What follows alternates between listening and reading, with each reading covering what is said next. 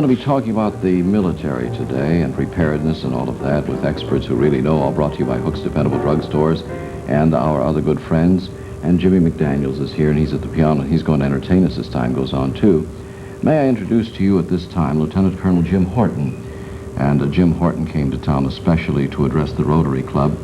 He is Program Element Monitor for the new Small Interballistic Missile Program in the Office of the Special Assistant for ICBM Modernization, located in the Pentagon. That's quite a title, and it goes on for a while, but nonetheless, he is in town to give us information, because I think we're all confused when we start talking about the missiles and we hear them, or we hear the reports on television and on radio, and we read about it in the newspaper. I think we do get confused about all of this and the cost involved and what it all means. We welcome back Lieutenant Colonel Lawrence Kasif here today. He's the state coordinator for West Point. And for those of you who might be considering a military career, I assume Lieutenant Colonel Lawrence Kasif is a good man to know. So I welcome you here today, gentlemen. Well, thank you. And I think we're going to get a lot of good information. But before we get to that, we're going to be entertained by Jimmy McDaniels. He's a marvelous talent. He is in the Alabama Jazz Hall of Fame, and he's been entertaining a lot of people in our community for many years. He's at the Hilton at least 6 nights a week. The reason I put it that way is on the nights when the Colts are playing downtown, he's back, so it makes it a 7-night-a-week engagement as well. Here is Jimmy McDaniels.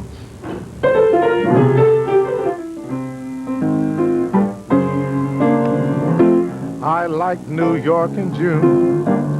How about you? I like the McDaniels tune. How about you? I love a fireside when the storm is due. I like potato chips, moonlight, and motor trips. How about you? I'm mad about good books. I can't get my fill. And all of the ladies' looks just gives me a thrill. Holding hands in a movie show when all the lights are low may not be new, but I like it. How about you?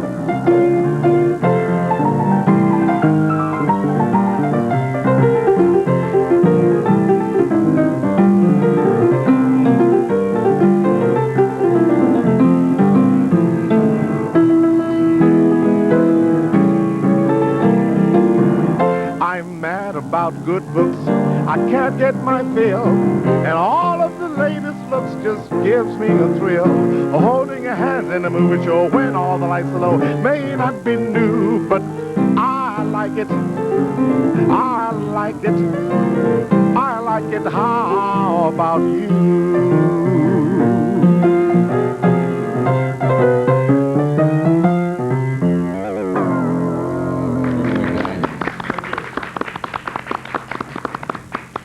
It's always a joy when Jim is here, and he graces our stage from time to time.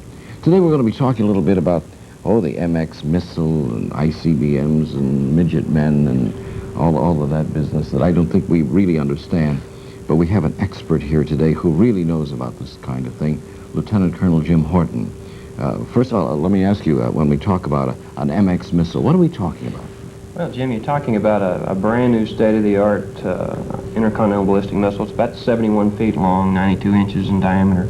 It's a 4-stage missile that stages as it goes into the atmosphere, and capable of carrying up to 10 reentry vehicles on top of the missile. Mm-hmm. So it's large, but it's not as large as the Soviet missiles that were put out prior to it.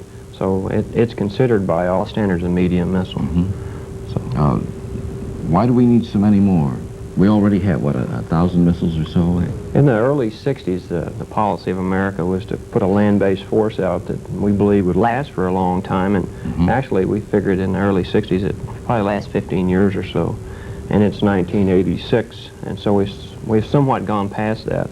And I'm sure, Jim, if you look back in the 1960s at what you were driving, I remember what I was driving, it's probably not around. And the problem we have is that in the case of the ICBMs, like some of our bombers we have, that the crews who are manning them are older than the weapon systems themselves. So essentially, like everything else, they're wearing out. They're starting to become very high in cost to operate and maintain. Like the Titan system, we presently are retiring. Mm-hmm. The Minuteman system will soon reach a point where tax dollar-wise it costs more to maintain it and keep it on than it does to retire it and replace it with something more modern. And essentially that's why new ICBMs. What's the range? What's the range of one of those? The range is at least it's 5,000 miles. It's over 5,000 miles, so it's capable of going intercontinental ballistic missiles. I mean distances. So the range is for the tasking. It's more efficient. It's easier to operate. It has counter-military capability, and by that we mean it can address the targets that the Russians, they're on a very vast modernization hardening program in the Soviet Union. They harden everything. They harden their missile silos, their command and control facilities, as well as their military and civilian leadership facilities. And so you have to have weapon systems that can address or negate such facilities. And that's what this new system does for us. Well, what about the missiles that we find, say, on the submarines? What's the significance of all of that? Well, America has a military capability called a triad. And in the triad we have three phases. We have the sea-launched ballistic missiles. We have the long-range bombers, the B-52 and now the B-1 in inventory. And we have the intercontinental ballistic missiles. And they all have their own very strong characteristics that the others don't have. For instance, a long-range bomber, if you're concerned about survivability, you can get it in the air and have it loiter for survivability. Very difficult to find. The sea-launched ballistic missile submarines, you can get out, get underwater, and they're very difficult to find, but they're hard to talk to in some instances. Communications are more difficult, and they take a while to get to the target. The long-range bomber takes 8 hours or so to cruise to the target. The intercontinental ballistic missile strengths are it's very inexpensive. It only costs around 12% of the cost of the entire triad. It gets to the target very rapidly, 30 minutes flight time to the target. And it has extremely high reliability and very redundant communication system. And it's sovereign-based. So if there's ever an attack on an ICBM system, there's no question in your mind that an enemy meant to do it. If you can have people shoot at airplanes, and that kind of goes by. There. You can bump submarines, but it's very difficult to bump a Minuteman ICBM in Whiteman, Missouri, for instance. So it's sovereign-based. So that, with the other strengths it has, is the main reason we need that leg of the triad. And as the President said when he came in to office, that he needed to modernize all three legs of the triad, which he has been doing. When we hear about an MX missile, naturally we look around and we say, my goodness, have they tested this thing? Obviously you have. Obviously it does work, or you wouldn't be deploying this at this time. We've had 13, Saturday we had our 13th test. We've had 13 very, very successful tests. It's coming in way under cost, its own schedule, and all of the testing has been extremely successful. We're extremely pleased. It's a storybook. Where do you test these?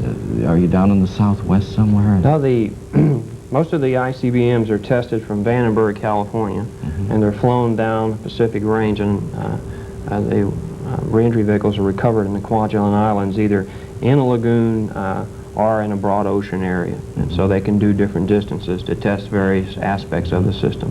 So we've been doing that since the late 50s and testing ICBMs, and it's very successful.